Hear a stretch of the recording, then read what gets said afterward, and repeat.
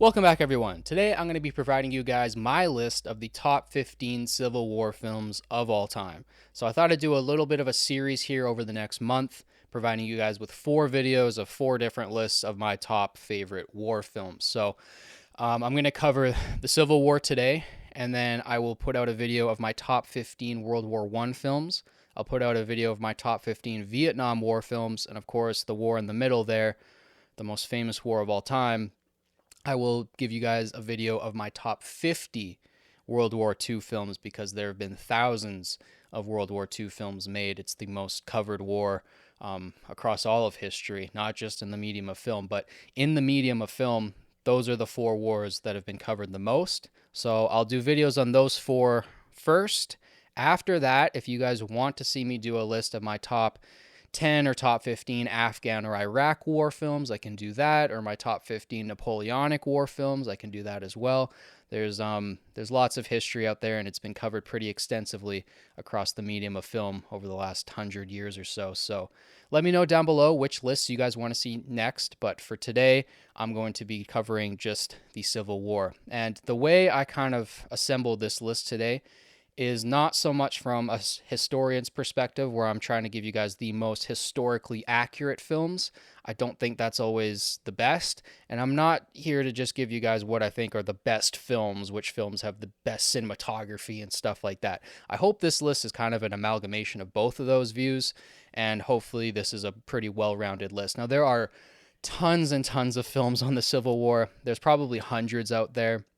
If you guys see a film, or if you guys know of films that you don't see on the list today, please let me know down in the comments. You guys can, give me the year the film came out, maybe the director and the stars. That kind of helps, not just for me, but for other people looking through the comments. And give me a couple of reasons why you love those films. I love hearing from you guys, and we kind of extend the list that way in the comments. So if you guys want to give me some honorable mentions down below, feel free to do so. But for today, this is my list of the top 15 Civil War films of all time. So let's jump into the list.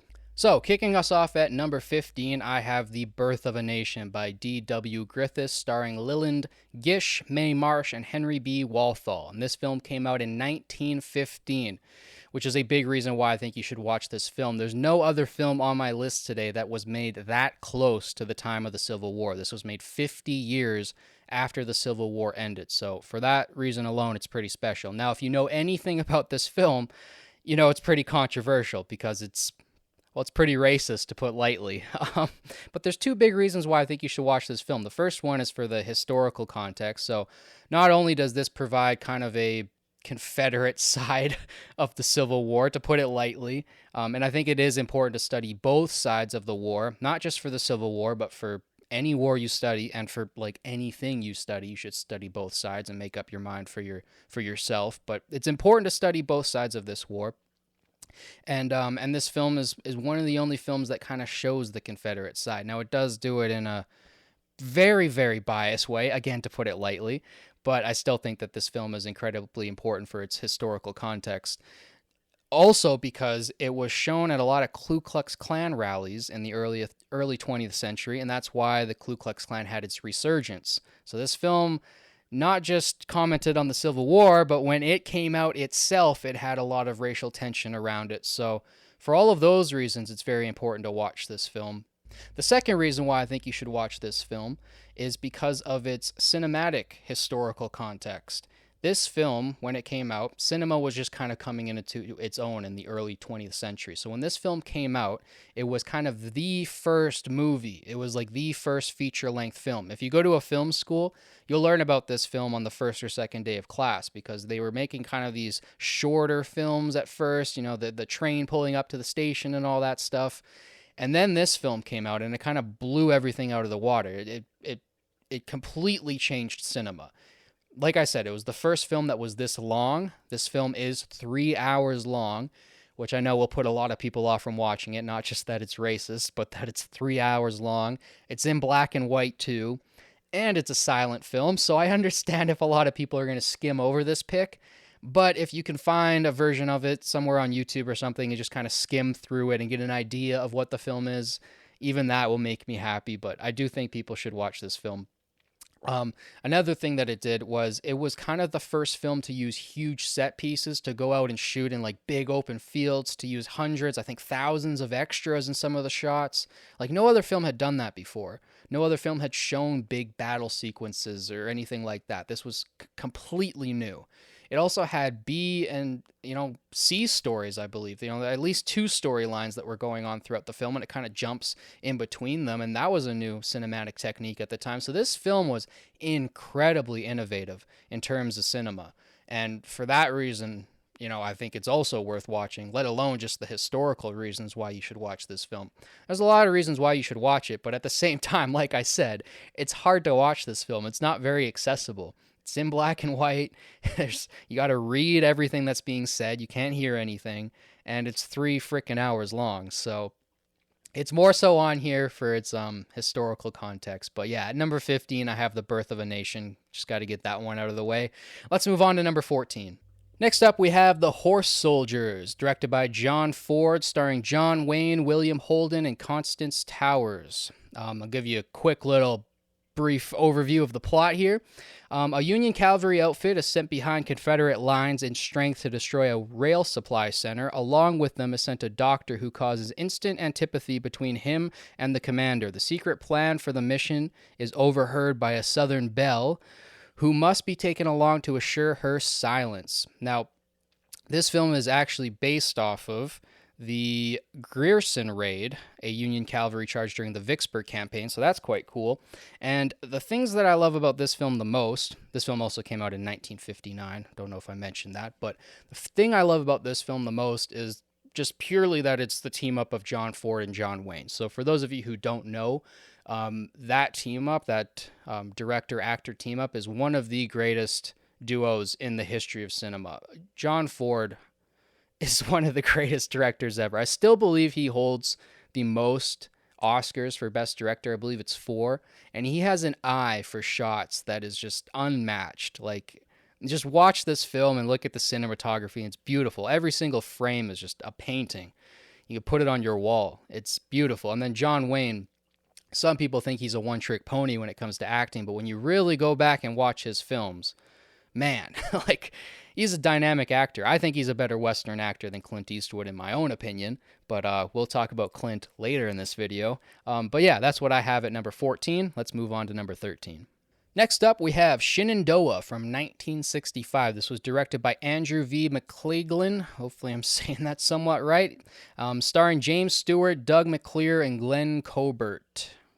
Struggling with some names today, but James Stewart is really the reason why I love this film. To give you a quick little brief breakdown of the plot, Charlie Anderson, James Stewart's character, a farmer in Shenandoah, Virginia, finds himself and his family in the middle of the Civil War he wants nothing to do with. When his youngest boy is taken prisoner by the North, the Civil War is forced upon him. And this is just a tremendous acting performance by James Stewart. It kind of goes over the morality of the Civil War, who's the good guys, who's the bad guys, is there even a good and bad side? And yeah, I really, really liked this film when I saw it. Like I said, it's been a while since I've seen it, but absolutely love this film, and I got that at number 13. Next up at number 12, I have Andersonville. This was directed by John Frankenheimer, starring Jared Emick, Frederick Forrest, and Ted Marceau. If you guys are not familiar with any of those actors, I don't blame you. I'm not either. This film came out in 1996, and it actually didn't originally come out as a film. It was a miniseries, but it won an Emmy for outstanding miniseries, and it is one of the more historically accurate Civil War films that I've seen. Now, if you're not familiar with Andersonville, you may have heard it called Camp Sumter, and is one of the more grim stories of the Civil War. So this camp went up in, I believe it was 1864, towards the end of the Civil War, and it was a Confederate camp, holding Union soldiers, originally designed to fit 10,000 people. At its height, it had 32,000 people, and over 13,000 Union soldiers died from the conditions of the camp. There was no shelters. I can't go over all the facts here because it's just too grim. You can go look at it online. You can look it up for yourself and look at the photos. There's tons of photos of this camp too. Uh, it really it was kind of a precursor to the camps that would come in the following century, like in the gulags and stuff. A lot of those camps, they were very, very similar to what happened in Andersonville, and is just horrible. Going back and reading about it and seeing the photos and just seeing these men who were literally starved to skeletons. They look like they were concentration camp survivors. It's horrible. It's one of the most horrible stories of the Civil War, but it's one of those stories that's a little bit overlooked, and people should know about it because it was just awful. And I don't think it was like completely evil, malicious intent from the Confederates. Obviously, there was some of that there. They were starving them and keeping them in horrible conditions, but I think it was also like some ignorance and yeah, just a horrible, horrible situation. And the film displays it perfectly. I mean, the film is gut wrenching. I thought it was one of the most important Civil War films that I watched. So I probably should have it a bit higher on my list. But like I said, a lot of the actors are a bit of unknown. It's not like it's the most beautifully shot film. So for a couple of those reasons, like just cinema quality wise, it's a little bit lower on my list. But this film is, I mean, more people should watch this film. So I'm happy it's on my list. So go out and watch that one. So let's move on to number 11. Next up at number 11, we have Ride with the Devil, directed by Ang Lee, starring Tobey Maguire, Skeet Ulrich. This film came out in 1999. It was based off of a book called Woe to Live On, and I'll give you a quick little summary of the plot here. So, Ride with the Devil follows four people who are fighting for truth and justice amidst the turmoil of the American Civil War. Wow, it doesn't give me any more information than that. But this film is great. Like, it's got really, really good cinematography. It's got a strong emotional subplot in there. It's just a really solid film that I think's overlooked. I don't hear anybody talking about this film. I haven't seen it on any streaming services. So go check it out. If you like Tobey Maguire and you like Civil War films, this one might be the one for you. So I got that at number 11. Moving on to number 10.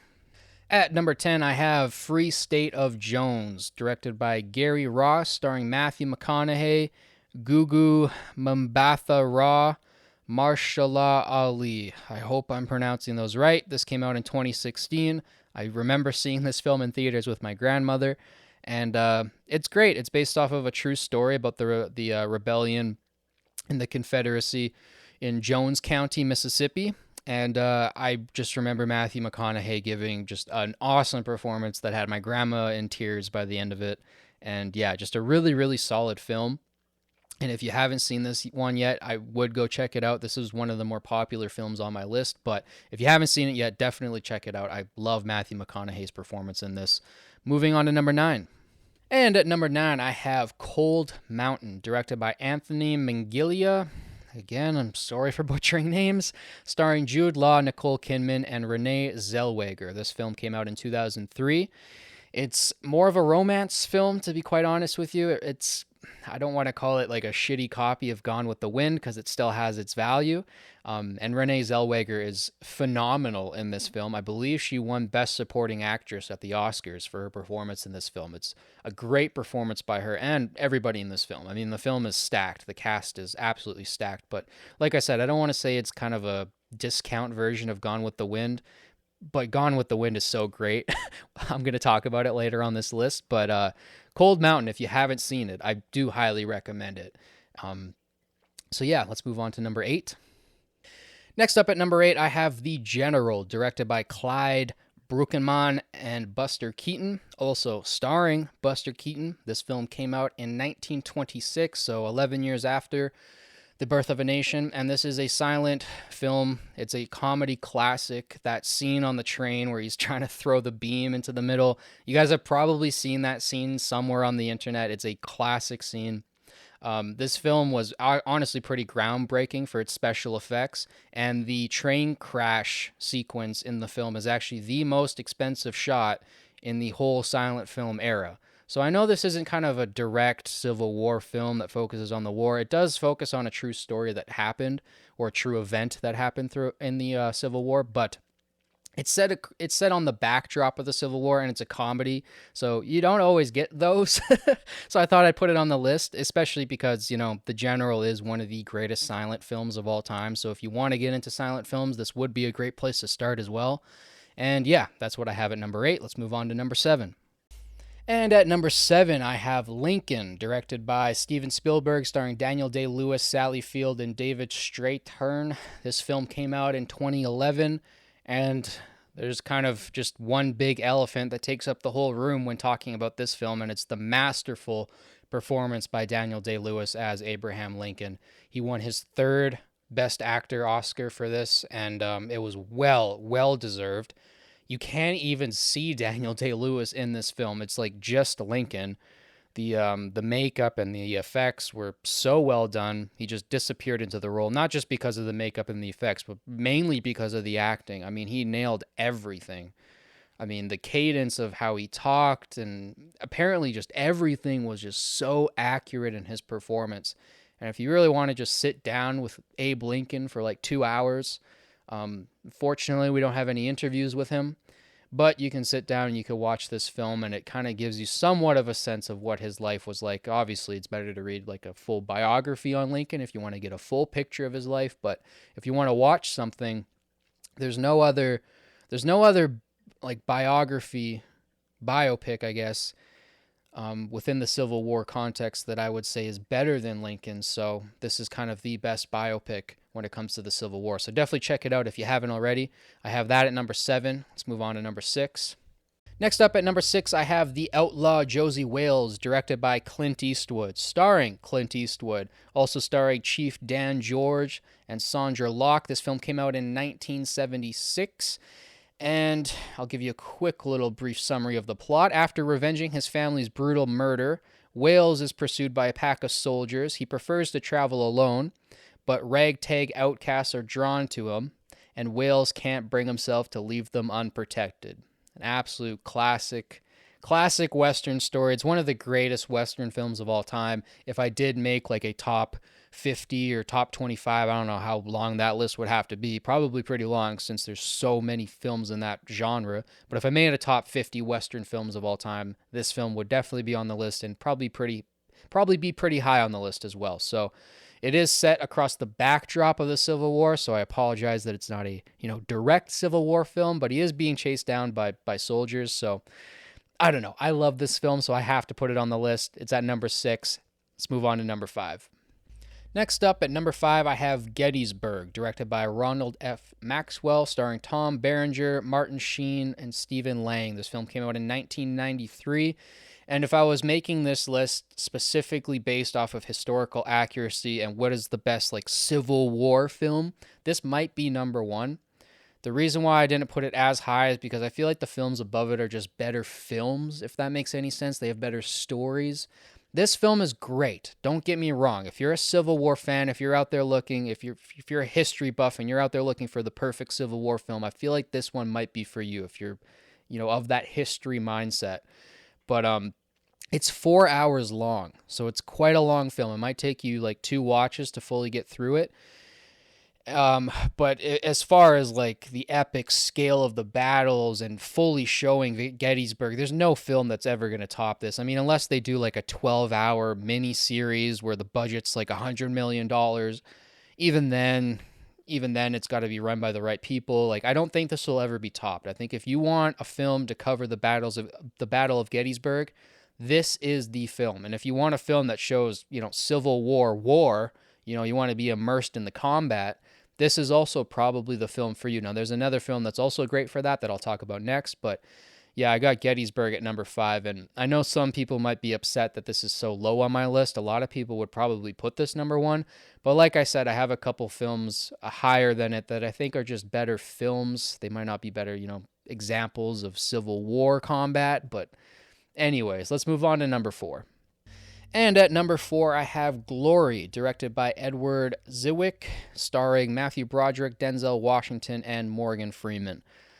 This film came out in 1989, and I think it pairs beautifully with Gettysburg. The reason why I put it over Gettysburg is because the performances are a little bit better. I mean, you have Denzel Washington and Morgan Freeman in the same movie, right? That's pretty special. They both give tremendous, tremendous performances. Denzel Washington actually won an Oscar for his performance, and this is a pretty historically accurate film as well. It kind of tells the true story of the 54th Massachusetts Infantry Regiment, the first African American unit in the Civil War. And it's just an awesome story. Great, great combat sequences. It's just epic on every scale. And like I said, it just has those emotional performances in it that just puts it a little bit over Gettysburg for me. But I think Glory and Gettysburg, if you're looking for pure Civil War films, that's probably the route to go. But I still have 3 more films to mention. So let's get into the top 3. So, at number 3, I have Dances with Wolves, directed by Kevin Costner, starring Kevin Costner and Mary McDonnell, Graham Greene. This film came out in 1990. And to give you a quick little brief summary of the plot, a wounded Civil War soldier, John Dunbar, that's Kevin Costner's character, tries to commit suicide and becomes a hero instead. As a reward, he's assigned to his dream post, a remote junction on the western frontier, and soon makes unlikely friends with the local Sioux tribe. So, again, I apologize if this film isn't like specifically about the Civil War. It kind of more starts with the Civil War and then it goes more into just a general American tale. Now, I'm not the biggest Kevin Costner fan.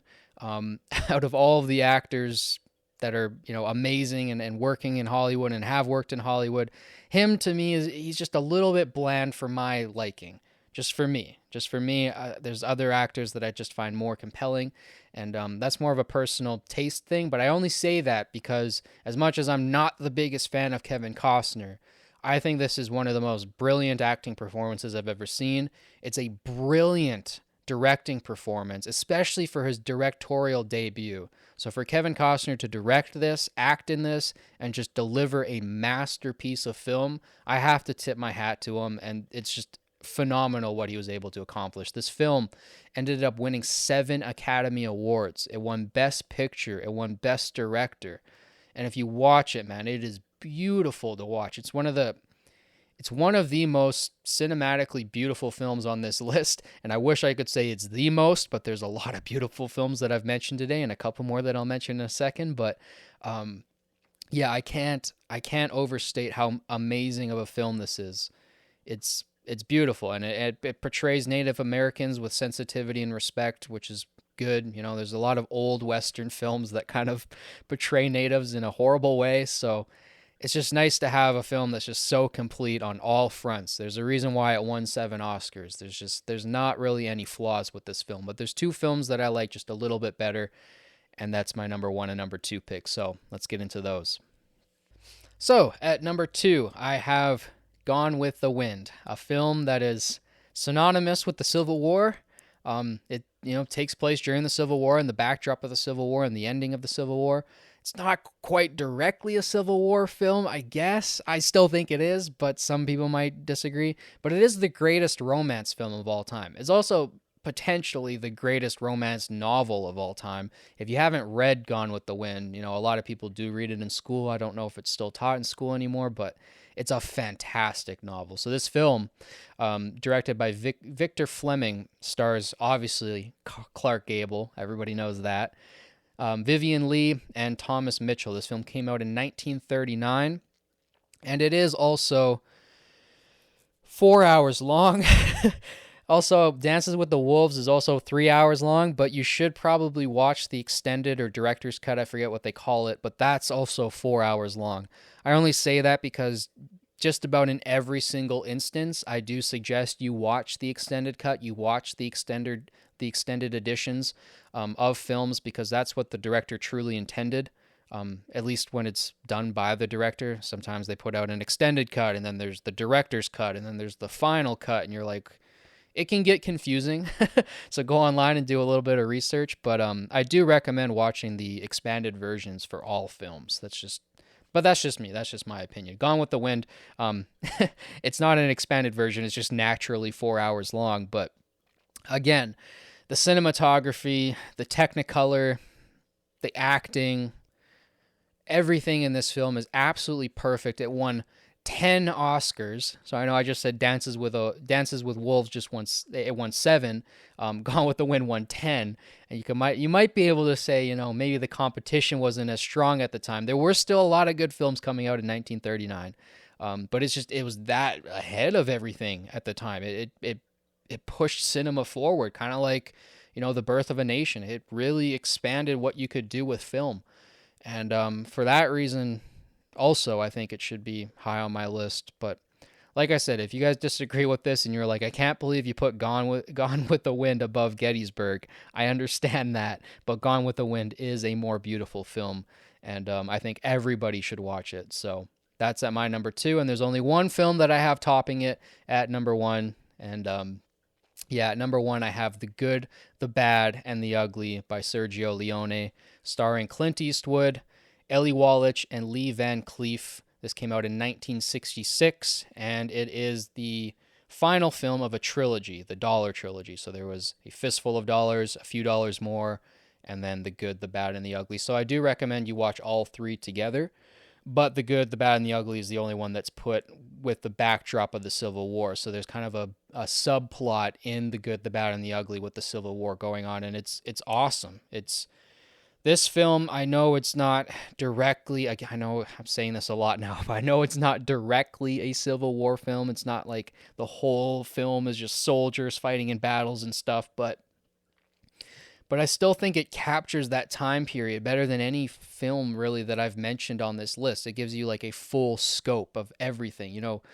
Gone with the Wind and Dances with Wolves is so high on my list because they capture not just the Civil War, but that whole time period and what it's like to be involved with the Civil War and outside of the Civil War, and what were the natives doing at that time. I like to see the full expansive picture. That's really cool to me. So that's why these 3 films are at the top, and I think Good, the Bad, and the Ugly is just at the peak because it's so beautifully shot.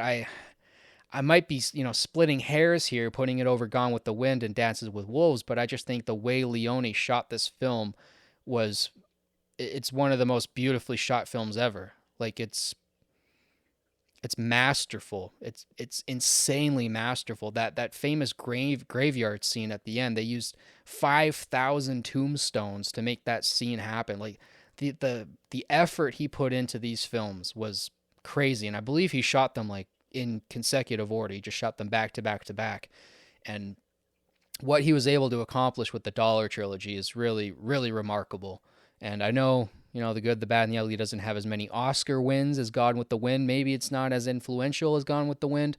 But to me, again, maybe I'm just splitting hairs here, but I'm putting it at number 1 because it's my favorite Civil War, at least Civil War era film. So yeah, that was my list for the top 15 Civil War films of all time. I do apologize if my list doesn't fit your idea of what makes a good Civil War film. If you disagree with the rankings of these films, if you think, Glory and Gettysburg should be higher than Gone with the Wind and Dances with Wolves, let me know down in the comments. Let me know what are your top 5, top 10, top 15 Civil War films of all time. Let me know if there was any films that I left off this list that you thought definitely should have been on it. Let me know a couple of reasons why you love those films. And I just tried to provide the best films that had to do either directly with the Civil War, something to do with the Civil War, or had the Civil War as a backdrop. I know that there are hundreds of Civil War films out there. A lot of them suck. A lot of them have bad editing, bad cinematography, bad acting, and I don't find them a joy to watch. So I did try to provide you guys with the best possible films today. Like I said, I will be doing World War I, the Second World War, and the Vietnam War after this.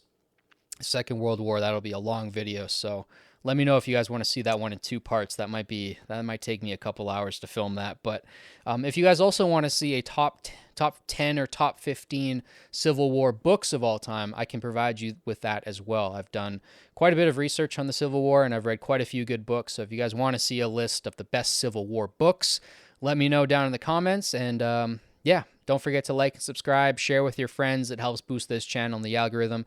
Thank you guys so much for watching. As always, it means the world to me. I'll catch you guys in the next one. Peace.